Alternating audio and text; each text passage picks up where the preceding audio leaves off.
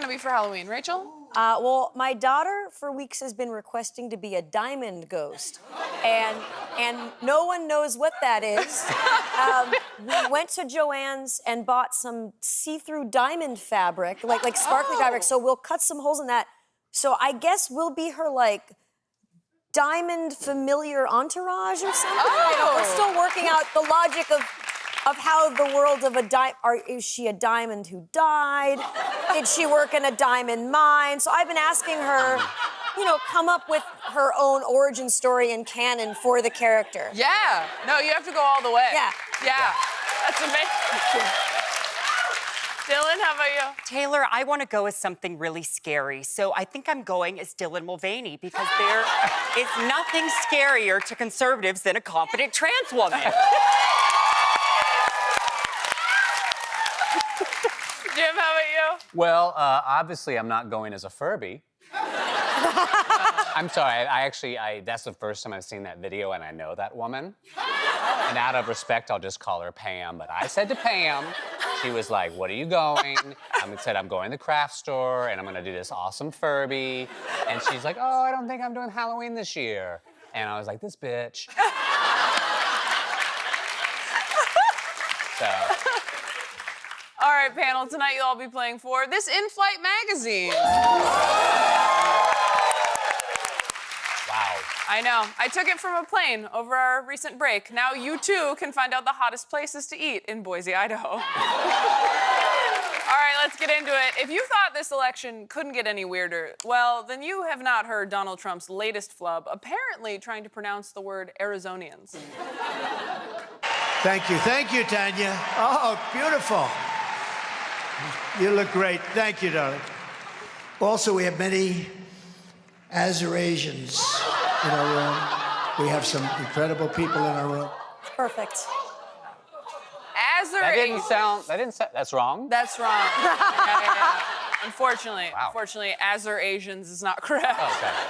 Sounds like an ancient civilization, though. Yeah. It does. And a noble one. Yeah. That's how they're spinning it. No, that's what he meant. Yeah. Yeah, of course. That's what He's he been meant. to Peru. Yeah. Panelists, inspired by Trump's incredibly strange way of speaking, I'm going to say a state, and I want you to address the people who live there. Up first, Dylan, welcome the people of Ohio. Oh, hi, Oprah. Oh, I just love the state of Oprah. I love my Oprians. All right, Jim, acknowledge the people of Delaware. Hello, de la wa re so. It's very good. Beautiful. And lastly, Rachel, say hello to the people of Oregon. Hello to my fellow, everyone here is gay except for the middle of the state Anonians.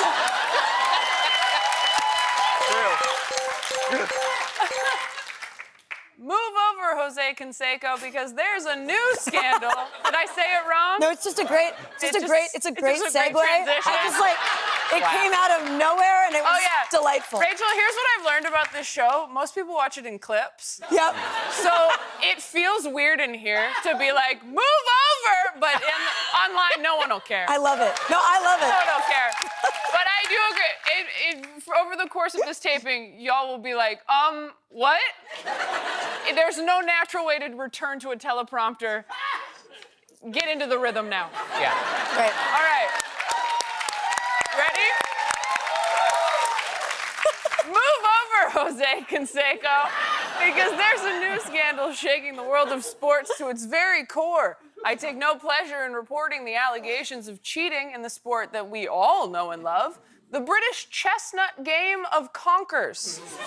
Yeah, that's right. The World Conkers Championships are investigating this year's winner, David Jenkins, for foul play after the king conker was accused of using an unnatural conker, which I know, wow, right? I mean, everyone knows you have to use the standard natural conker and not the hardened laggies if you're going to get the one kinger you deserve. Everyone knows that. Now, panelists, you're all big conker heads. Of so, course. as experts, remind us of some even worse conkers scandals. Oh. Rachel. Look, of course, my mind automatically goes to Viscount Ruddersbury's record 12 plonk clonk being unbonked by the Royal Conkers Council, but of course, everyone forgets about that because of what happened that summer with Lord Voldemort. That's a rough one. Jim. Speaking of scandals, move over that scandal. That's my segue. That was great. It's good. That scandal, how about this one? No, it's the one, and I know a lot of people are gonna start nodding their heads because when I say this, because this is a sore spot, but King Conker, see, they're already nodding their heads. King Conker, who invented Conker, you know, he was a lot of heads still they're like, oh, I know where he's going with this. He was a big-time cheater, and so he would often, you know, clink a couple clankers, which is a total like swagger wagger, and a lot of heads are nodding because they know what I'm talking about, but swagger naggers. So if you swagger nagger, then you can't, you know, idly-liac by the end, and so the game's won. So a lot of heads. So. I mean, so clean. Dylan. Taylor, I don't know much about sports, but I do know British scandals, so I'm going to say Princess Diana's death. All anyone can talk about is Conkers, but baseball is also happening. The New York Yankees and New York Mets are deep in the playoffs, and New York Mayor Eric Adams, currently under indictment for federal corruption charges, tried to desperately latch onto that excitement by wearing this hat with both teams' logos. Yeah.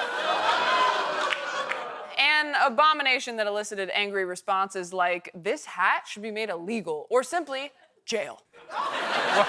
In his defense, Mayor Adams doesn't know how to pick a side if no one offers him a bribe. So, panel, inspired by this backlash, what's a hat that Eric Adams could wear that would anger people even more? Jim. My other hat is a felony charge. Dylan. And just like that is a better show than Sex in the City. And I still watch it and I love it still. Rachel.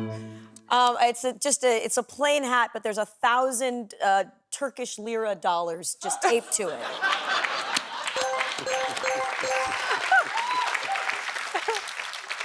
Something we've all learned is that our heroes can disappoint us. Like when I heard the accusations against my favorite actor, John Wilkes Booth. Well, I like that we put up a picture too. Yeah. For like, just in case no one remembers who it was, the picture will surely remind them. As if everyone is like, Yeah. oh, Right. that guy. Yeah. Literally, unless he was holding a gun to Abraham Lincoln's head, you would have no idea who this man was. But sure. No. I'm Well- trying to get that. I gotta work on that. It does look good. It looks like Timothy Chalamet's next role. Yeah.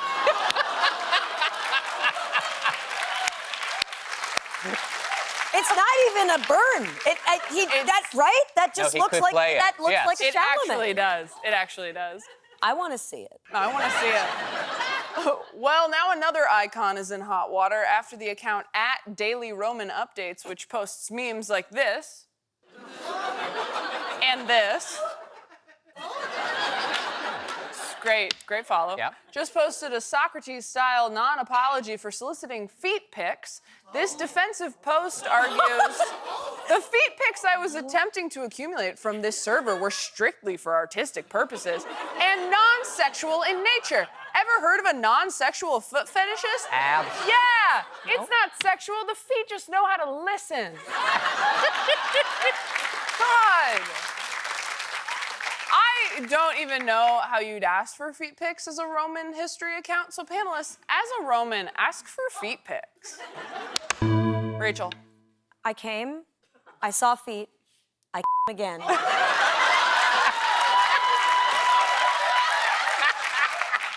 I conquered.